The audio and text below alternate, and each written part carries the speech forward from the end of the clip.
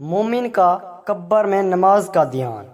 رسول اللہ صلی اللہ علیہ وسلم نے ارشاد فرمایا کہ جب مومن کو قبر میں داخل کر دیا جاتا ہے تو اس کو ایسا معلوم ہوتا ہے جیسے سورج مچل رہا ہو۔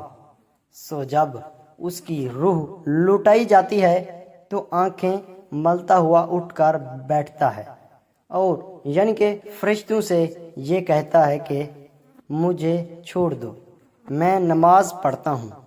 ملا علی قاری رحمۃ اللہ علیہ لکھتے ہیں کہ گویا وہ اس وقت اپنے رب کو دنیا ہی میں تصور کرتا ہے کہ سوال و جواب کو رہنے دو، مجھے فرض ادا کرنے دو، وقت ختم ہوا جا رہا ہے، میری نماز جاتی رہے گی۔ پھر لکھتے ہیں کہ یہ بات وہی کہے گا جو دنیا میں نماز کا پابند تھا اور اس کو ہر وقت نماز کا خیال لگا رہتا تھا۔ اس سے بے نمازیوں کو سبق حاصل کرنا چاہیے اور اپنے حال کا اس سے اندازہ لگائیں اور اس بات کو خوب سوچیں کہ جب اچانک سوال ہوگا تو کیسی پریشانی ہوگی۔